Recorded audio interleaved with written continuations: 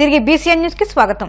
తిరుపతి జిల్లా గూడూరు పట్టణంలోని 13వ వార్డులో మున్సిపల్ కమిషనర్ వెంకటేశ్వరరావుతో కలిసి పెన్షన్దారుల ఇంటికి వెళ్లి ఎమ్మెల్యే సునీల్ కుమార్ పెన్షన్లు అందజేశారు.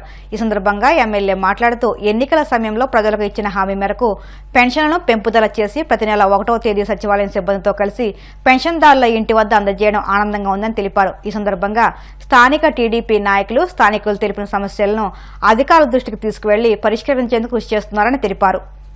సచివాలయ సిబ్బంది మొత్తం ఊళ్ళో కదా రాష్ట్రం మొత్తం మీద కూడా ప్రతి ఇంటికి వెళ్ళి 9 గంటల లోపల 90% ఈ ఫంక్షన్స్ పంపిణీ చేసే కార్యక్రమాన్ని చేస్తున్నందుకు వారు ధన్యవాదాలు తెలియజేస్తున్నాం. అలాగే గతం మాదిరి కాకుండా ఈ ఫంక్షన్ కార్యక్రమంలో ప్రతి కూడా మా పార్టీ లీడర్స్ ఇంటికి వెళ్తున్నారు.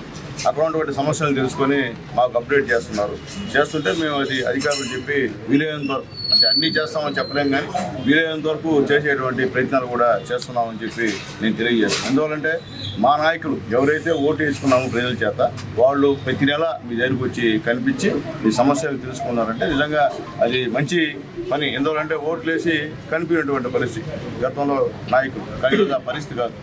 స్వయంగా నేనే గూడూరు టౌన్లో ఇక్కడ పుట్టాను కాబట్టి ఇక్కడ ఉన్నాను కాబట్టి ప్రతి నెల మా కమిషనర్ గారి నాయకత్వంలో ప్రతి వార్డులో కూడా ఈ ఫంక్షన్ పంపిణీ కార్యక్రమం చేస్తూ ఉన్నాం. చాలా సంతోషంగా ఉంది.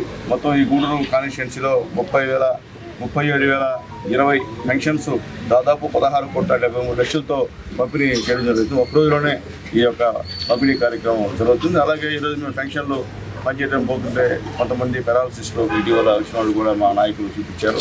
వాళ్ళందరూ కూడా ఖచ్చితంగా హాస్పిటల్లో వెళ్ళి అది ఎదురు చేసుకొని ఏదైనా ఇబ్బందులున్నా ఏదైనా సమస్యలున్నా కమిషన్ గారితో సంప్రదించండి, ఏ విధంగా చేయాలో అవి కూడా చేసేటువంటి కార్యక్రమం చేసి ఎక్కడన్నా సరే మన కార్యకర్త ఇబ్బందులు పడుతున్నా లేకపోతే ఎవరన్నా అకస్మాత్తుగా చనిపోయినా వాళ్ళకి యాక్సిడెంట్లో అయితే మనకి ఇన్సూరెన్స్ కవర్ అవుతుంది. అట్లా అయిపోయినాక మా దృష్టి తీస్తే మనం కూడా పార్టీ నుంచి మనందరం కలిసి పార్టీ అంటే అందరం కలిసినటువంటి డబ్బులే, మాకు డబ్బులు కాదు, వాళ్ళకు కూడా సాయం చేస్తామని చెప్పి కూడా మా నాయకులందరూ కూడా తెలియజేస్తున్నాం. అట్లాగే తెలుగుదేశం పార్టీ వచ్చిన తర్వాత చెప్పిన ప్రకారం పెన్షన్ని 1000 రూపాయలు పెంచింది.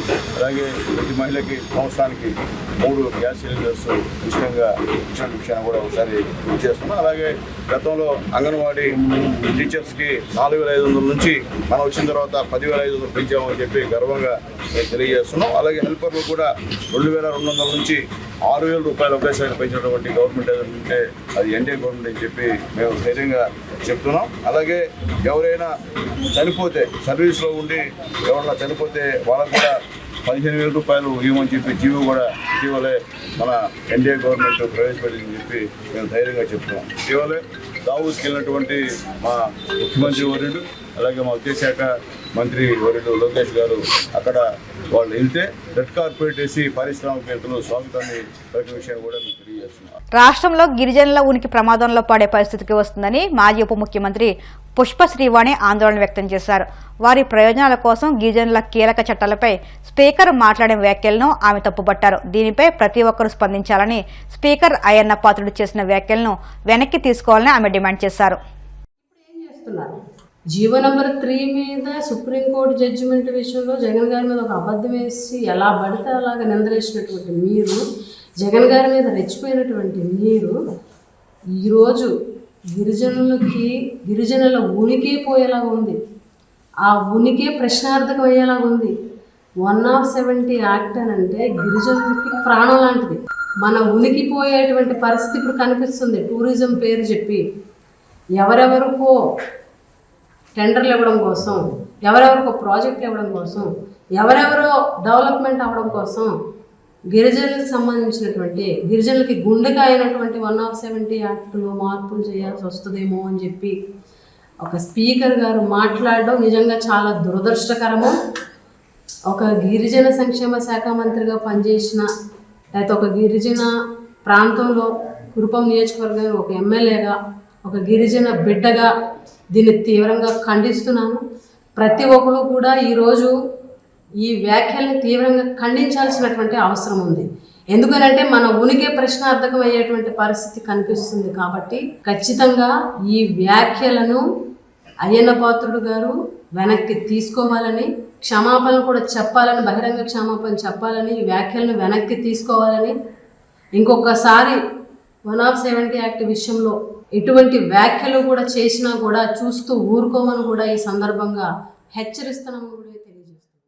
కడప జిల్లా చెన్నూరు దగ్గర ఉన్న హజ్ హౌస్ అభివృద్ధికి వైసీపీ ప్రభుత్వ హయాంలో జగన్మోహన్ రెడ్డి 10 కోట్ల రూపాయల నిధులు విడుదల చేశారని, ఆ నిధులు ఇప్పుడు ఏమయ్యాయని వైసీపీ నేతలు మండిపడ్డారు. కడపలో వారు మీడియాతో మాట్లాడుతూ టీడీపీ నాయకులు, రాష్ట్ర ప్రభుత్వ మైనార్టీ సలహాదారుడు షరీఫ్ కడపకు రావడం పోవడం తప్ప హజ్ హౌస్ గురించి పట్టించుకున్న దాఖలాలు లేవని ఆగ్రహం వ్యక్తం చేశారు. కల్లబొల్లి మాటలు చెబుతూ ప్రజలను మభ్యపెడుతూ ఎస్టిమేషన్ తయారు చేయమని చెబుతున్నారని విమర్శించారు. మీరు చంద్రబాబు నాయుడు గారికి మైనార్టీలు పడుతున్నటువంటి కష్టాల గురించి వివరించండి.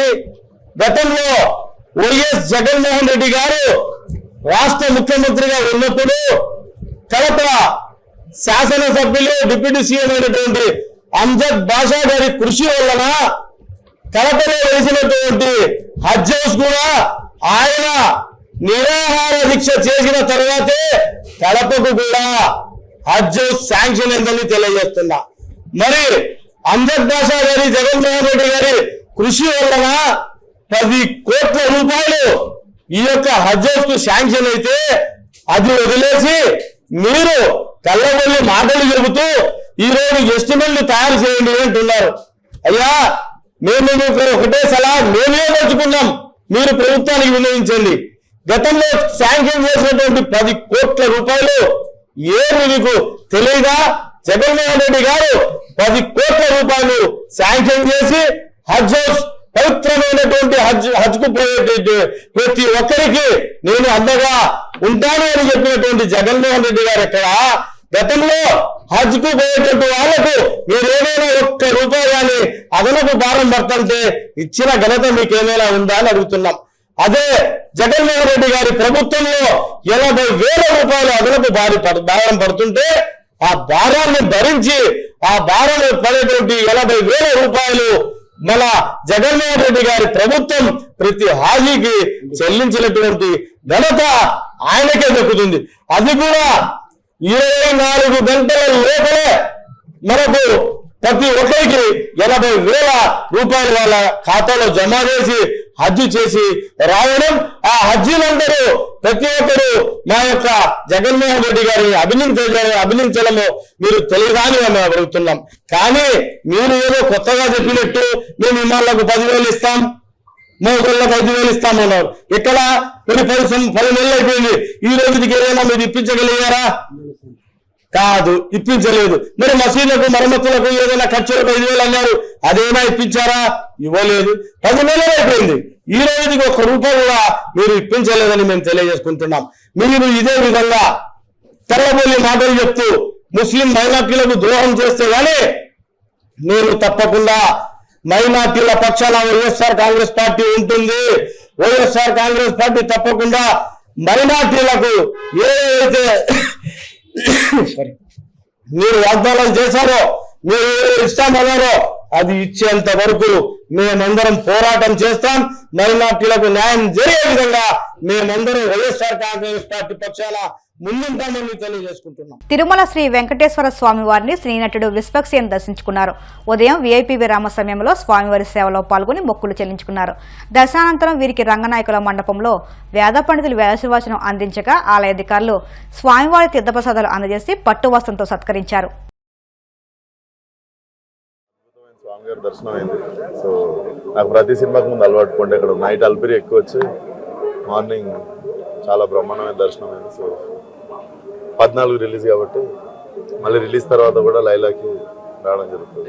ప్రస్తుతం అయితే 14 లైలా రాగానే అది వారం కాగానే నెక్స్ట్ ప్రాజెక్ట్ ఏదైనా చేస్తాం. సీతారాలు ఫంకీ అని ఉంది ప్రస్తుతం. లైలానా సార్ కుటుంబ సమేతంగా వచ్చి ఎంజాయ్ చేసే మంచి కామెడీ సినిమా.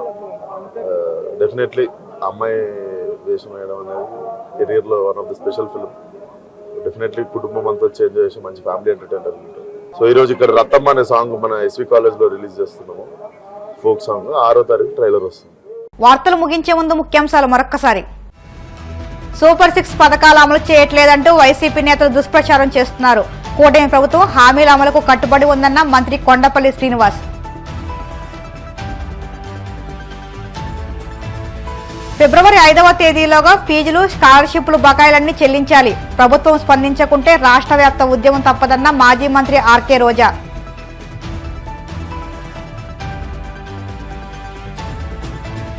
గోవింద నామస్మరణతో మారుమోగిన కోనసీమ తిరుమల, వాడపల్లి వెంకన్న దర్శనానికి పోటెత్తిన భక్తజనం.